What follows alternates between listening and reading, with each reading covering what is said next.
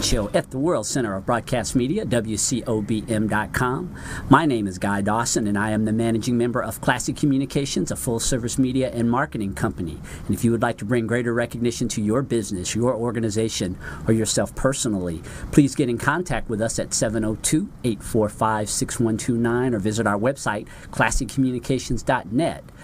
The Guy Dawson Show is coming to you live from the World Center of Broadcast Media at the Gene Woods Racing Experience in fabulous Las Vegas, Nevada, just a stone throw. Woo! From the Las Vegas Strip, and I have Corintha Turvalon, the co-hostess with the mostest and the queen of all media, and I never know. I keep saying I never know what to expect with you. Are you going to hijack me? Aren't you? I got to keep you on your toes, Guy. That's my job. Well, welcome back as a co-hostess. Thank you. I'm excited to be here, and I'm excited to interview you, Cynthia, in regards to your book. It sounds like really interesting material. Yes, we are speaking today with Cynthia DeBoer, and she is the author of Me, Myself, and I. Isn't this a wonderful cover? And that's beautiful. And that is a beautiful cover. The whole concept of her book, my company has been working with her recently on public relations and marketing, and it's just so exciting, Cynthia, to get you in the studio to talk about this phenomenal book. Thank you so much. I kind of refer to it as a informational mini memoir, in that the information in there is only about me when a lesson could be learned, or I could share some information to help someone go through the loss of a prosthetic eye. And there's a lot that a person will go through that is not available to most people. My goal by writing this is to make sure it's in 16-point font so that it's easy for people that are visually challenged to read. It's only 104 pages, and it's packed with all kinds of information to help people understand the realities of what life is like when you have a prosthetic eye. It's a bit of a taboo subject. Not many people want to talk about it. It's pretty hard to sit there and say, yes, I want to share the fact that one of the windows to my soul is now a man-made piece of plastic. That's not something that most people want to, they don't want to talk about it. And it's like anything else. They don't want to talk about it a lot of times because in the back of their minds there's a fear. What if that's me? What if that would happen to me? And so if you don't acknowledge it, it doesn't exist. So that's another reason that I refer to it as a taboo subject, because it is hard for people to discuss. Me, Myself, and I was written, the name actually came to me in a dream. The Me, Myself, and I is the blending of me, the physical body, myself, the emotional mind, and I, the prosthesis, into a healthy and confident, complete being. Because we're not just one thing. And if we ignore the emotional side of us, we lose a lot. To make it through any journey, in my opinion, you need three things. You need knowledge that will give you compassion and understanding for what you're going through, because we all want to be understood. Anything that we do, we want to understand why we're doing it. The second thing is a sense of humor. I'm blonde. I've heard about every blonde joke you can imagine. I have one eye. And up until recently, I walked with a cane, and maybe doing that again soon. But so blonde, one-eyed, blind jokes. I am a host to whatever you want to joke about. And if I didn't have a sense of humor about myself, I would really be lost about it. And I kind of jokingly say this, but I really do mean it. I mean, it comes to a point where everybody wants to be so politically correct that when is a time that it's going to be not okay to go out and pretend you're a pirate with one patch because you're making fun of one-eyed people? Oh my, just get a sense of humor about yourself. And the last thing, and the most important in my mind, is faith. You have to have faith that this is going to challenge you in a way that you are going to be able to develop your inner strength. You're going to be able to help other people, and you're going to be able to make it through this thing stronger, wiser, and more compassionate than when you started. So what is the mission and purpose behind you writing this book? The mission behind this is to let people know that they are not alone. 10 to 12,000 people a year lose an eye according to the Society for the Prevention of Blindness. I want them to know that they're not alone, and I want to give them the information that will help them succeed and to find their inner strength. And that's what the goal of the book is. That's the mission. I want to be able to present this. There isn't a lot of information out there. Most libraries, except for 2 in the Vegas Valley that now have my book, have no information at all on prosthetic eyes. None. It is not out there. The majority of the people losing an eye right now are older, and a lot of them are not quote-unquote internet surfers, so there's nothing available for them. And that's my goal, is to go out and talk to as many people as I can to spread the word that this is a subject that's okay to share. You're okay to say, hey, you know what? Today is just a really crappy day. You know, my eye's bugging me. This is going on. I have 14 papers I have to read, and my existing eye is just too tired to do it. You know, you have to be gentle with yourself, and you have to understand that, like anything else, like any other quote-unquote handicap, it's up to you. A handicap is described as an added benefit or not. You get to decide. If this handicap is going to give you something to use to help other people, to inspire them to know that no matter what they're going through, it's okay and you'll get through it. The other side of this is to let people know that you are going to go through the 7 stages of grief. Grief is a big part. You're going to go through phantom pain if you lose a limb or an organ, which is an eye. Phantom pain is something that nobody ever talked to me about. The first time it happened to me, walking through the mall, having a lovely little day, and all of a sudden somebody stabbed me in my left eye and I dropped to the ground. That's what it felt like.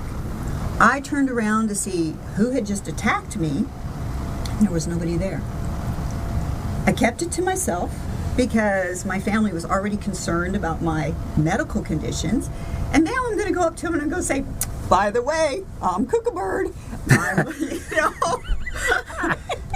Now you got to worry about that too. So I kept it to myself, and until about 12 years after that, I finally met a man who was just a godsend to me. His name was Richard, and he had lost his legs, both of his legs, in a train accident.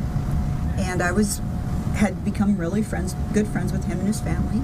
And I asked him one day, how do you deal with this? This has got to be hard. And he's like, well, you know what? I'm strong, I can do this, I can do that, but it's the phantom pain that gets to me. I'd never heard of it in my life. I literally was flooded with tears. That was just such a release of anxiety and worry. I didn't know about it. I do not want anyone else to have to experience that. That was horrible. And my book talks about it. And it tells people it's okay. If this happens, yeah, it's going to shock you. I mean, it's worse than anybody sneaking up on you. I mean, the feeling is as real as it gets. Your mind is an amazing thing. And a loss is a loss. And you have to be kind and gentle with yourself. And you have to get as much knowledge as you can. So my mission is to go out and talk and tell everybody, this is how it is. Yeah, I think that people really enjoy books that are all about the recognition of what they're experiencing and being able to share that with other people. And I think that that's really what this book is all about, as you were saying before. It's more of a call to action that, hey, there's somebody out here that understands what you're going through, and most people, they appreciate that. I believe so. I know that when someone opens up to me and talks about that, it's definitely something that it just makes us feel more human. It makes us feel more connected. I mean, we all are, but with the way things are nowadays and everybody is just going a million directions, it's hard to find that inner peace sometimes. And it's vitally important. It's so important to connect with somebody. I was in a restaurant the other night, and there were a man and a wife, man and woman, 2 kids. Everybody was on their own individual devices. Nobody's talking to anybody. Nobody's connecting. So to even be able to connect with a total stranger and share something about yourself, that is the greatest gift ever is to be able to share that. And we just don't do that much anymore. And I think that that's a real part of the mission. And for me, it was really hard. I mean, I was always had lots of medical issues, born with heart problems, born with glaucoma, born with all kinds of things. And at a certain age, when you get the worried looks from mom and dad and the sisters kind of wondering what's going on, you learn really quickly that you're going to become that tough little soldier that never shares. And so this book was a real challenge for me to be able to come out and share that, because most people did not know I had a prosthetic eye. I talk about camouflaging. I talk about what you can do to, draw attention to other parts of your face and your body, and to come right out and say, hey, I have this. Book has been endorsed by doctors and ocularists. I actually had my doctor and oculars edit the book before it was ever published, so the information in there is accurate. It's not just, oh, I did this and there's no real medical value to it. There is. Ocularists are people that actually make prosthetic eyes. The field now is called medical artistry. It's amazing. These people, they give a person a chance to be whole again. I mean, they're incredible. It really moves me to even think about them, because when you go through that loss, you're looking at, what am I ever going to be desirable? Am I ever going to da-da-da-da-da, And it's a little bit different between men and women, because, most guys, when they get together, they show each other their scars, and it's, wounds and hero stuff and all of that. But women are not like that so much. We're always trying to fit into the perfect mold of the perfect American woman, and every magazine we pick up is telling us, well, we can improve if we do this or that. And guys' magazines are usually, hey, go ride a motorcycle, go get ripped, go do this, go do that. And it's fun stuff. And I want to make sure that people understand that this is not going to prevent them from being the best they can be, from being the absolute above that even, because this loss is not a loss in the sense that it's making you less of a person. You're growing, you're improving, your inner body, it's just amazing. And I never would have guessed that. I do have a question for you. I actually have a personal friend of mine who, her son is actually living with retinoblastoma, of course, going through chemotherapy and that kind of thing. Lost one of his eyes. He's now 3 years old, and she's working on getting him a prosthetic eye. What kind of advice, or if you could speak to the camera and let them know your advice, your help, and maybe even speak to him directly to say, hey, this is what I would have told my 3-year-old self, kind of going through, working with those struggles as you were growing up. Well, I would say that you are not alone. He probably doesn't remember Peter Falk, but Peter Falk lost one of his eyes due to cancer, and you can make it through. I mean, there's little things that you can do, but it makes you a special person. It makes you somebody that is going to experience life in a different way. You can be the greatest inspiration to all of your classmates. You can share that. You can become even stronger and better than you ever were before. My advice is to research. Find the best ocularist that you can. There are 3 located here in Las Vegas, and there's a couple that are really good that I really like. Not going to say any names here, but just be kind and gentle with yourself and realize that this doesn't make you less of a person. It actually adds to you, and you're going to be fine. Thank you for speaking to that was for my friend Talia Leon, and that's for her son King Magana. I think it's appropriate his name is King, considering what he's going through. He can also make up amazing stories about how he lost it. Bar fights. Oh yeah, you were out swimming and you punched a shark in the eye and got hit with the tail or something crazy like that. Believe me, you can always have fun with it. And like I said, just have a sense of humor about it. Yes. And I know as a 3-year-old that's a difficult thing. My grandson is now 6, and You know, I can remember how he was at 3, and they are a lot more intelligent and a lot more knowledgeable than people actually give them credit. They understand. And Mom, smile a lot. Don't make it a bad thing. And you have a ton of testimonials in this book, and people are inspired by what you have to share, and I guess that must be something that also inspires you to develop this platform and to get the word out about prosthetic eyes with the masses.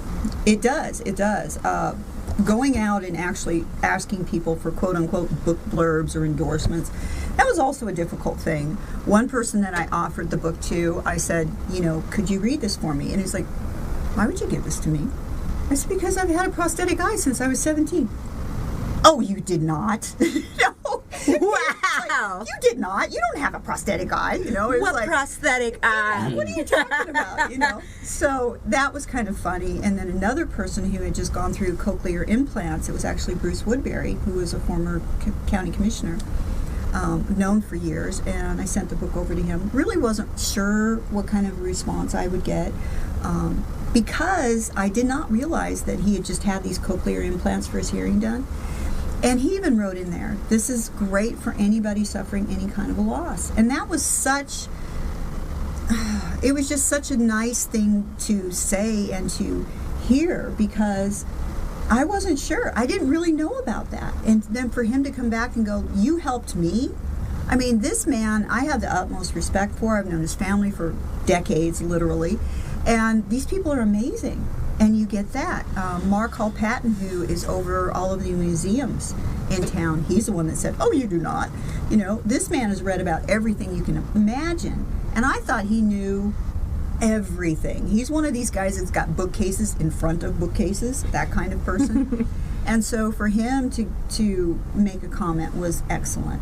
I have doctors that have endorsed it, like I said, an ocularist. I've got a couple of psychologists that even endorsed it. So yeah, to give this out, this little book, and say, read this and see what you think, the response has been overwhelming.